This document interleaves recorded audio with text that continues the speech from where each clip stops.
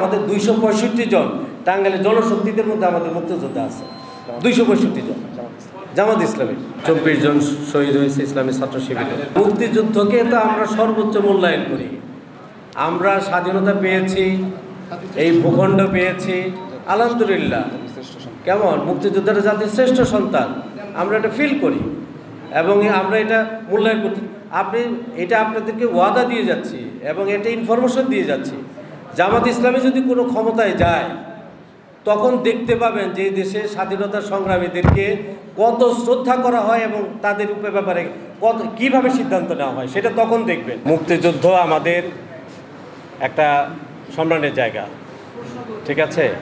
কাজেই মুক্তিযুদ্ধ নিয়ে আমরা তো নতুন প্রজন্ম, মুক্তিযুদ্ধের পরের প্রজন্ম, কাজে আমরা মুক্তিযুদ্ধকে সম্মান করি আর দ্বিতীয় মুক্তিযুদ্ধকে আরও বেশি স্যালুট করি। কেমন আমরা সব মিলিয়ে।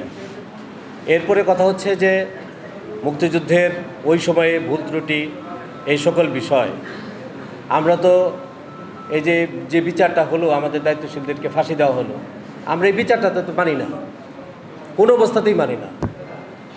2 কিলোমিটার দূর থেকে সাক্ষী দেখেছেন, সেই সাক্ষীর বিবেচনা নিয়ে তাকে ফাঁসি দেওয়া হয়েছে। আপনি 2 কিলোমিটার না, এই প্রেস ক্লাবের নিচে কী হচ্ছে এখন কি আপনি বলতে পারবেন?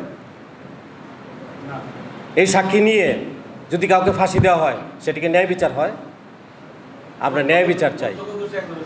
আর আপনি তাদেরকে যদি ফাঁসি দেন তাহলে 72 সালে তাদেরকে দিলেন না কেন? তাদের বিরুদ্ধে মামলা দিলেন না কেন? 72 সালে আপনি তো সরকারে ছিলেন, তাদের বিরুদ্ধে তো কোনো মামলা ছিল না। আপনি একবার মাফ করে দেন, আবার বিচারের আওতায় নিয়ে আসেন, আবার যাদের বিরুদ্ধে মামলা নাই তাদেরকে 45 বছর পরে তাদেরকে অপরাধী বানান। এগুলি তো ঠিক না। এই সকল বৈপরীত্য দূর করতে হবে বাংলাদেশ থেকে। এই জন্য আমি বলেছি ন্যায় বিচারের কথা। ন্যায় বিচার যদি আসে তাহলে জামাত ইসলামী সেদিন 71 সালে কী করেছিল তা প্রকাশ হয়ে যাবে। আমরা তো এখন প্রকাশের মধ্যে নাই, আমরা এখন গোপনীয়তার মধ্যে আছি। এক পক্ষ যা বলছে আমরা তাই প্রচার করছি। আমরা তো এক পক্ষ দিয়ে কখনো বিচার হয় না।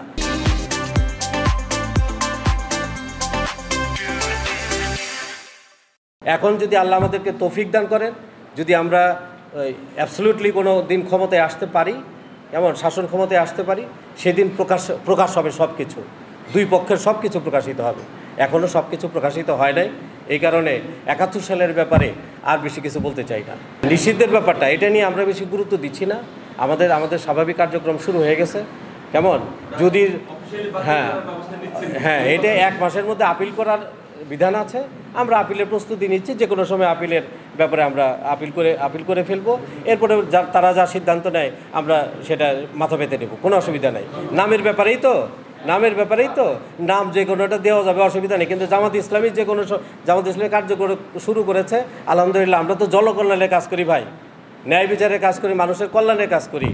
আমরা একটা ন্যায়ভিত্তিক গণতান্ত্রিক, যেটি দুর্বৃত্তপনা করবে না এবং দুর্নীতি করবে না, মানুষের অধিকার রক্ষা করবে, এই ধরনের একটা সরকার আমরা চাই। এবং সেই জন্য বাংলাদেশের যে কাঠামোগুলি আছে, এই কাঠামোগুলির কিছু সংস্কার হতে হবে। এই কাঠামোগুলির কিছু সংস্কার হলে এবং একক ব্যক্তির হাতে যেন ক্ষমতা না থাকে, ক্ষমতার ভারসাম্য, বিকেন্দ্রীকরণ। কেমন বিচার বিভাগ স্বাধীন থাকবে, শাসন বিভাগ স্বাধীন থাকবে, প্রধানমন্ত্রীকেও জবাবদিহি করতে হবে, আবার বিচারপতি যারা আছে তাদেরকেও জবাবদিহি করতে হবে, সংসদকেও জবাবদিহি করতে হবে। এই যে সবাইকে জবাবদিহির আওতায় এনে এই ধরনের একটা জবাবদিহিমূলক একটা সরকার আমরা আশা করি। আমরা সন্ত্রাসী সংগঠন নই। কোথাও কোনো সন্ত্রাস করেছে আমাদের জনশক্তি, আপনারা তো সাংবাদিক, আপনারা করেন, অনুসন্ধানী সাংবাদিকতা করেন। যদি পান একটা জনশক্তি যে এই লোক আপনাদের সন্ত্রাসী করছে, ধরে নিয়ে আসেন, আমরা তাকে শাস্তি দিব। আমরা নিজেরা শাস্তি দেব, আদালত লাগবে না। আমরা সাক্ষী দিয়ে গেলাম, আমরা সন্ত্রাসী নই, বরঞ্চ কারা সন্ত্রাসী এটা আপনারা ভালো জানেন। এবং এই দেশের সবচেয়ে বেশি সন্ত্রাস কারা করে, সবচেয়ে বেশি দখল কারা করে। এবং আমি কালকে হিন্দু কমিউনিটি বলে আসলাম যে আপনাদের যে জায়গা জমি দখল করছে, সারা বাংলাদেশে কোথাও যদি 1 ইঞ্চি জায়গা, 1 ইঞ্চি, 1 ডিসি বলো না, 1 ইঞ্চি জায়গা জামাত ইসলামের কোনো নেতাকর্মীকে দখল করছে, এটা যদি বলতে পারেন, আমরা জামাত ইসলামী করব না।